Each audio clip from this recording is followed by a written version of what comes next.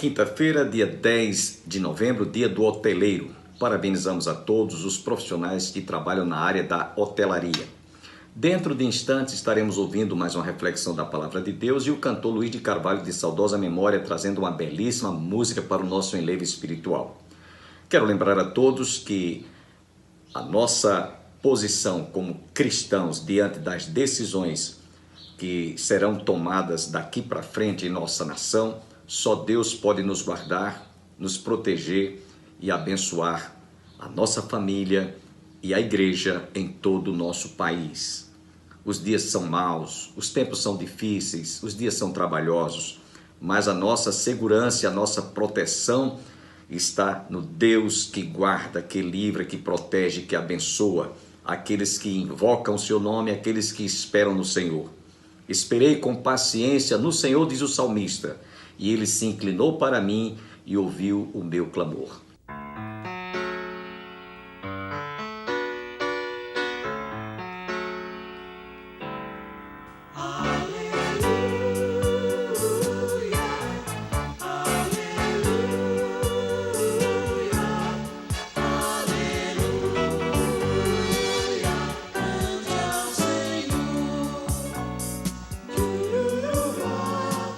Olhe as montanhas e cante a Deus, aleluia. Olhe a flor e cante a Deus, aleluia. Aleluia. Olhe o azul do lindo céu e cante glória ao grande Deus. Louvai, louvai, Louvai, louvai a Deus, aleluia, aleluia, aleluia, cante ao Senhor. Olhe suas mãos e cante a Deus, aleluia. Olhe seus pés e cante a Deus, aleluia. Olhe também o seu irmão e cante a Deus uma canção. Louvai, louvai, louvai, louvai a Deus, aleluia, aleluia, aleluia, cante ao Senhor. Olhe as montanhas e cante a Deus, aleluia. Olhe a flor e cante a Deus, aleluia. Olhe o azul do lindo céu e cante glória ao grande Deus. Louvai, louvai, louvai a Deus, aleluia, aleluia,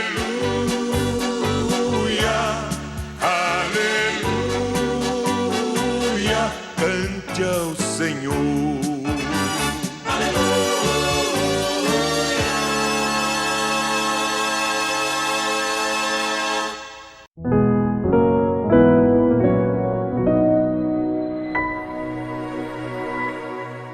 Ponto a humanidade chegou. Então Paulo estava diante de uma situação de calamidade espiritualmente falando. E aí vem também, no verso 24, Paulo diz: por isso Deus entregou tais homens à imundícia, pelas concupiscências de seu próprio coração, para desonrarem o seu corpo entre si. Aí agora entra também a decadência, a degeneração moral, conforme nós vamos ver. Por isso Deus os entregou quanto às práticas dos seus próprios sentimentos, desejos, lascívia. E eu pergunto, gente, isso é novidade hoje em nossos dias? Nós vemos hoje uma sociedade pervertida, corrompida. E quero dizer uma coisa, não é somente aqui na América Latina, não é somente no Brasil, é no mundo inteiro. É no mundo inteiro. Por isso que Paulo continua no versículo 25, ele diz: por causa disso os entregou Deus às paixões infames, porque até as mulheres mudaram o modo natural de suas relações íntimas por outro contrário à natureza. Aqui nós vemos a inversão da moralidade, a inversão, meus irmãos, de valores que Deus estabeleceu para a perpetuação da raça humana. Por exemplo, a família. Qual é o conceito de família hoje? O conceito de família hoje, meus irmãos, nesses tempos da pós-modernidade, está totalmente pervertido. Não é como desde o princípio, macho e fêmea, marido e mulher, duas pessoas do mesmo sexo podem formar uma família, pode constituir uma família. Eu, quando falo sobre esse assunto, eu costumo dizer: se Deus tivesse criado o homem para que ele pudesse gerar filhos no ventre, Deus tinha colocado um útero no homem também. Mas por quê? Porque a anatomia biológica não permite, é a mulher que tem o útero, e é através do relacionamento de um macho com a fêmea que se gera uma vida. Mas o conceito de família hoje está tão deturpado, está tão desmantelado, que eles estão reconhecendo que a família, para ser constituída família, dois homens ou duas mulheres podem constituir marido e mulher, o homem fazendo o papel da mulher ou a mulher fazendo o papel do homem, e basta, e os filhos, adote uma criança, e aí você terá uma família. Irmãos, isso é uma blasfêmia contra Deus. É uma blasfêmia contra o princípio que Deus estabeleceu para que a raça humana se perpetuasse através do casamento. Então, nesse versículo 25, nós vemos a inversão da verdade pela mentira. No verso 25, ele diz: pois eles mudaram a verdade de Deus em mentira, adorando e servindo a criatura em lugar do Criador, o qual é bendito eternamente. Amém. Essa inversão da verdade pela mentira, nesses dias que antecederam esse pleito que dentro de mais alguns instantes estará encerrando, né? A gente viu todo dia no horário eleitoral os políticos mentindo. E a filosofia dos políticos é essa. Eles dizem assim: se você falar uma mentira 1000 vezes, uma mentira, ela depois no final será lida como uma verdade. Quanta mentira a gente ouviu esses dias, né? Tanta mentira. E aí é como diz a palavra de Deus no verso 25: pois eles mudaram a verdade de Deus em mentira. E é isso que a gente vê, uma sociedade completamente pervertida, moralmente e socialmente falando. Versos 26 e 27: por causa disso os entregou Deus a paixões infames, porque até as mulheres mudaram o modo natural de suas relações íntimas por outro contrário à natureza. Semelhantemente, os homens também, deixando o contato natural da mulher, se inflamaram mutuamente em sua sensualidade, cometendo torpeza homens com homens e recebendo em si mesmos a merecida punição de seus erros. A inversão social, meus irmãos, a inversão moral, que hoje está sendo defendida pela chamada união homoafetiva. Aqueles que defendem, como dissemos há pouco, que a família não precisa de ser tratada como desde a criação. Não, isso é uma coisa superada, isso é rétrogo, isso não tem necessidade, não é preciso mais. E aí vem, meus irmãos, a bigamia, aí vem a poligamia, e vem tudo que vocês imaginarem que realmente vai de encontro àquilo que Deus estabeleceu. A corrupção, a prevaricação daquilo que é ou está sendo lido como errado, certo como sendo o errado sendo lido como se fosse certo, correto. Nós vemos, meus irmãos, aqueles que defendem as inversões dos valores, E aí a gente vê também aqueles que defendem até tirar a vida de um ser indefeso que ainda está no ventre sendo gerado, que nós sabemos que o aborto é crime. Quando eu falo sobre esse assunto com algumas pessoas que defendem o aborto, eu pergunto: você gostaria de que sua mãe lhe abortasse quando você estava no ventre da sua mãe? Ele toma logo um mecanismo de defesa e diz: não, eu existo porque eu não podia deixar de existir, porque se eu não existisse eu não seria o que sou, e sai com um bocado de desculpa esfarrapada. Mas pergunte a quem defende o aborto se ele gostaria de ser abortado quando ainda estava no ventre da sua mãe. Eu queria lembrar o que nós lemos inclusive hoje aqui no nosso culto pela manhã, falando sobre esse assunto. No livro de Provérbios, no capítulo 6, o escritor sagrado nos diz: há 6 coisas que Deus aborrece e a 7ª ele abomina. E aí o escritor sagrado, dentre estas coisas que ele fala que Deus aborrece e a 7ª abomina, ele fala sobre mãos que derramam sangue inocente. E derramar sangue inocente, meus irmãos, é tirar a vida de um ser indefeso. Ele diz aqui, no capítulo 6 de Provérbios,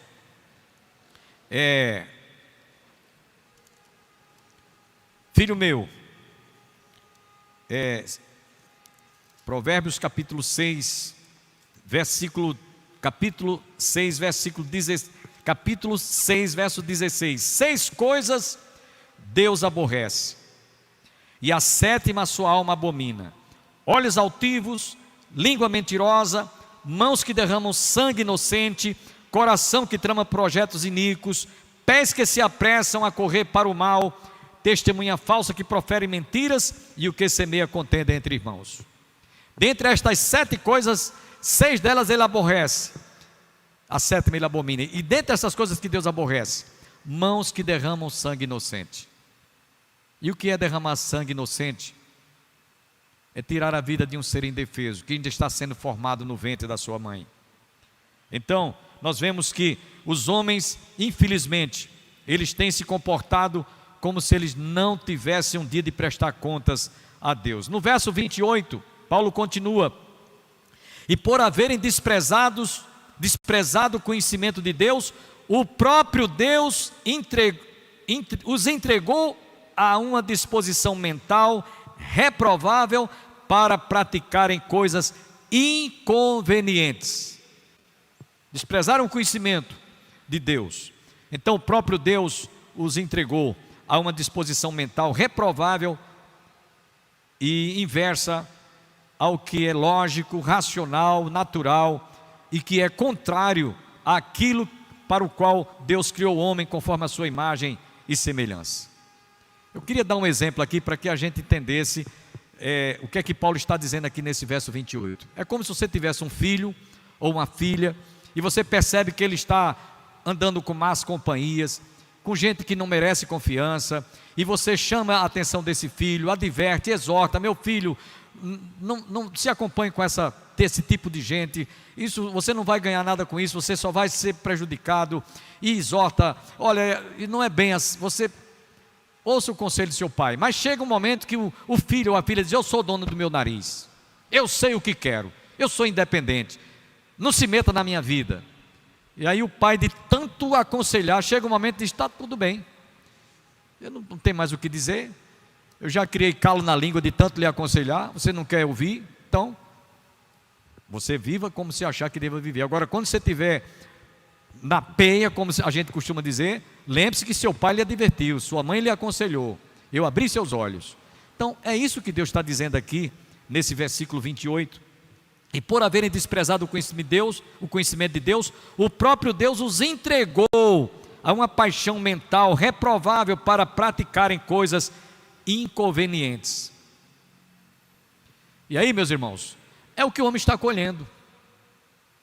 As Escrituras Sagradas nos diz: aquilo que o homem semear, isso ele ceifará. Há um adágio popular que diz: quem planta vento, colhe tempestade. E é exatamente isso que a humanidade está colhendo nesses dias, sobre todos os aspectos. Nos versos 29 a 31, porque até o verso anterior, esse verso 28, até aqui Paulo descreve 13 atitudes comportamentais que o homem se comporta por haver desprezado a Deus. E aí nos versos 29 a 31, ele apresenta os efeitos, o reflexo que passam a existir no caráter desse homem, de forma pecaminosa, como se essas coisas fossem normais para quem não tem o temor a Deus. E aí, nos versos subsequentes, ele apresenta essas mazelas, né? Podemos dizer ela aqui, Paulo apresenta 21 mazelas. E eu vou perguntar aqui a você, se você se encaixa em uma delas. Obviamente, vou me dirigir àquelas pessoas que não têm o conhecimento da palavra de Deus, que não estão familiarizadas com as Escrituras Sagradas, que não têm o temor a Deus. Teme a uma figa, teme teme a duendes, teme a um ídolo, teme a um santo protetor, entre aspas, teme a um galho de arruda plantado lá, uma planta de arruda plantada no jardim da sua casa para espantar maldições, mas não teme a Deus. Eu estava uma vez evangelizando aqui na zona rural, aqui do Estreito, quando a gente tinha uma congregação que hoje emancipou-se, e eu entrei numa residência. E quando eu entrei na residência, olhando assim, casualmente eu vi que na cumieira da casa tinha um chifre vermelho, um chifre de boi, pintado vermelho lá na cumieira da casa. Eu tive a curiosidade de perguntar, me desculpa a curiosidade, mas esse chifre ali é para quê? Para espantar os males, olho gordo, para espantar agouro. As pessoas não creem em Deus, não creem na palavra de Deus, mas creem num chifre pintado de vermelho. Acreditam que uma árvore, uma planta de arruda afasta os males. Acreditam numa figa, acreditam em doentes, acreditam em horóscopo, acreditam em tudo que é de bruxaria, de feitiçaria, mas não acreditam na palavra de Deus. Então é isso que Paulo está dizendo aqui, conforme estamos vendo. E por haverem desprezado o conhecimento de Deus, o próprio Deus os entregou a uma disposição mental reprovável para praticarem coisas inconvenientes. E aí vamos lá, irmãos, o que é que Paulo diz aqui nos versos 28 em diante? Ele diz, verso 29 em diante: cheios de toda injustiça, malícia, avareza, maldade, possuídos de inveja, homicídio, contenda, dolo e malignidade, sendo difamadores, caluniadores, aborrecidos de Deus, insolentes, soberbos, presunçosos, inventores de males, desobedientes aos pais, insensatos, pérfidos, sem afeição natural e sem misericórdia. Então são 21 adjetivos aqui, que o homem que desprezou a Deus, desprezou a sua palavra, passou a acreditar nos ídolos, passou inclusive depois a adorar répteis, aves e quadrúpedes, e viveu uma vida dissolutamente, moralmente falando, totalmente pervertida pelo pecado. Então ele vai, depois dessa vida libertina que ele optou para andar, ele vai colher agora essas mazelas. Repetindo: cheios de toda injustiça, malícia, avareza, maldade, possuídos de inveja, homicídio, contenda, dolo, malignidade, sendo difamadores, caluniadores, aborrecedores de Deus, soberbos, presunçosos, inventores de males. Tem até inventores de males, viu, gente? Desobedientes aos pais, insensatos, pérfidos, traidor, desleal, que é a mesma coisa, traiçoeiro, que é a mesma coisa, são sinônimos, sem afeto natural, sem misericórdia, não só fazem, mas também aprovam os que assim procedem, eles são coniventes, em outras palavras. É isso que Paulo diz aqui no último versículo desse capítulo.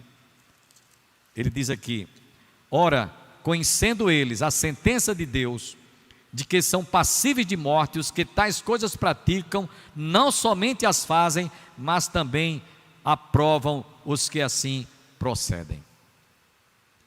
Esse é o comportamento, essa é a radiografia, essa é a biografia do homem do século 21. É por isso que você vê muitos crimes crimes hediondos. É por isso que você vê muita imoralidade, muita corrupção, muita perversão em todas as camadas da sociedade. É porque os homens realmente desprezaram o conhecimento de Deus. Agora, preste atenção. Quando este homem, ele tem um encontro pessoal com a pessoa do nosso Senhor e Salvador Jesus Cristo, tudo isso cai por terra. Tudo isso cai por terra. Porque ele agora vai estar realmente vivendo uma outra dimensão na sua vida moral, na sua vida espiritual, na sua vida sentimental, na sua vida familiar, na sua vida conjugal, na sua vida, espiritualmente falando, ele vai conhecer algo que ele desconhecia, que era o próprio conhecimento do Deus que ele desprezou durante toda a sua existência. É isso que Paulo está tratando aqui, por isso que nós denominamos o mini evangelho de Paulo. E ele termina dizendo lá, inclusive na segunda carta aos Coríntios, capítulo 5, versículo 17, ele diz: se alguém está em Cristo, nova criatura é. As coisas velhas já passaram, tudo se faz novo. Eu vou citar aqui alguns exemplos. Quando chegava a época de política, que a gente sabe que há muitos políticos que procuram subornar o direito que você tem de escolher de livre e espontânea vontade um candidato, e por isso eles oferecem, propina para que você venda o seu voto. E eu confesso a vocês que muitas vezes eu vendi o meu voto. Eu vendi meu voto, muitas vezes. Presbítero Sidney, não sei às vezes, quantas vezes eu ia na casa dos políticos: olha, você me prometa isso assim, assim, assim, que eu voto em você. E tem gente que troca o seu voto por um pneu de moto, por um milheiro de tijolo. E é por isso que a gente vê o país mergulhado numa desgraça, se nós ainda continuarmos alimentando esse tipo de comportamento. E aí mais tarde você não vai ter como pedir que os seus direitos sejam respeitados, que os seus direitos sejam considerados, porque você vendeu, você fraudou, você roubou esse direito quando negociou o seu voto. Então, como eu estava dizendo, depois que eu me converti, vocês podem oferecer rios de dinheiro, milhões de dinheiro, em dólares e euro, que eu não aceito essa negociação, por questão de consciência. Consciência. É isso que Paulo está dizendo aqui, né? Então, só quando o evangelho penetra no coração do homem, que transforma-o, o seu caráter automaticamente é transformado, ele se torna uma nova criatura. Ele não vai mais andar por aqueles caminhos íngremes, ele não vai mais andar com aquele comportamento deturpado. Ele vai procurar viver uma vida realmente, como nos diz a palavra de Deus. Ele vai viver, como diz Paulo escrevendo na primeira carta de Timóteo, capítulo 4, rogo-vos, pois, irmãos, que andeis de modo digno para o evangelho o qual fosse chamado. É totalmente diferente. Se o indivíduo tinha o hábito de mentir, de faltar com a verdade, ele não vai mais andar assim. Paulo escrevendo na carta aos Efésios, capítulo 4, verso 25, ele diz: não mintais uns aos outros, não deis lugar ao diabo, não se deixe o sol se pôr sobre a vossa ira. Então você vai ver muitas recomendações para aqueles que realmente se tornaram novas criaturas, que devem cultivar o evangelho para o qual o Senhor Jesus veio trazer ao homem uma nova maneira de viver. Eu espero, portanto, antes de concluir este sermão, que aqueles que estão em casa nos assistindo, reflitam, ponderem, considerem essas palavras. Esse mini evangelho que o apóstolo Paulo pregou há mais de 2000 anos atrás, ele é tão atual para nós em nossos dias, quanto foi para aqueles dias. Porque assim como naqueles dias havia ídolos, havia os deuses pagãos, ao ponto de Paulo se deparar, como eu disse, lá no Areópago, com muitos altares a milhares e milhares de deuses. Alguém já disse que havia mais deuses para ser adorado do que adoradores na Grécia, em Atenas. Não é diferente hoje. Então, meus irmãos, eu espero que nessa noite, já estamos anoitecendo, né?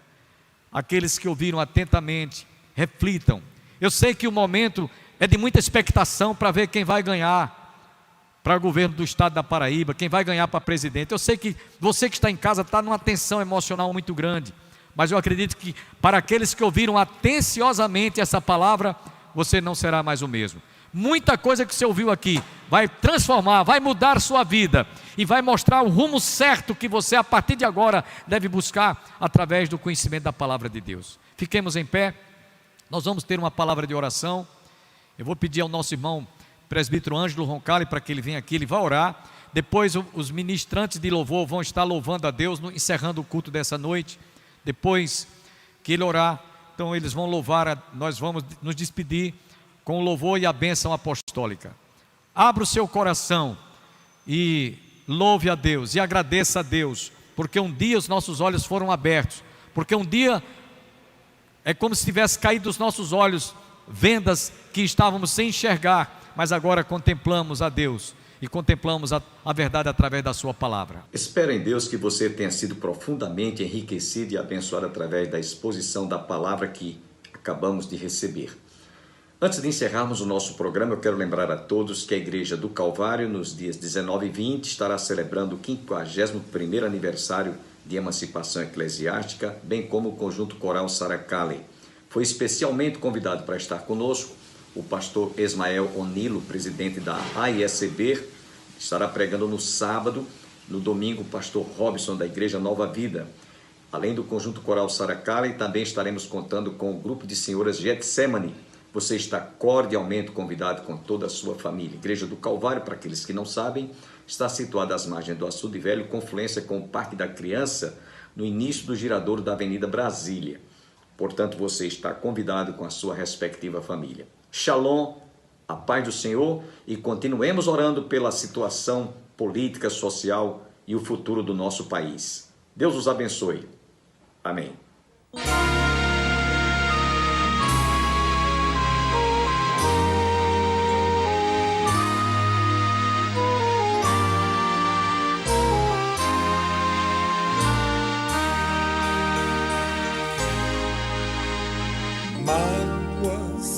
Pesares a mim sobrevêm, mas firme é o meu andar, porque falharia se tenho um abrigo que é Cristo e quer me guiar. Nunca estou só, pois meu Jesus comigo está. Nunca estou só, em minha mão sustém. Foi a promessa de Jesus me guiar. Nunca estou só, Cristo se deu por mim. Vem, meu amigo, estende tua mão, segura na mão de Deus, pois só Ele almeja guiar-te, livrar-te. Por isso, meu Cristo morreu. Nunca estou só, pois meu Jesus comigo está. Nunca estou só, em minha mão sustém. Foi a promessa de Jesus me guiar. Nunca estou só, Cristo se deu por mim.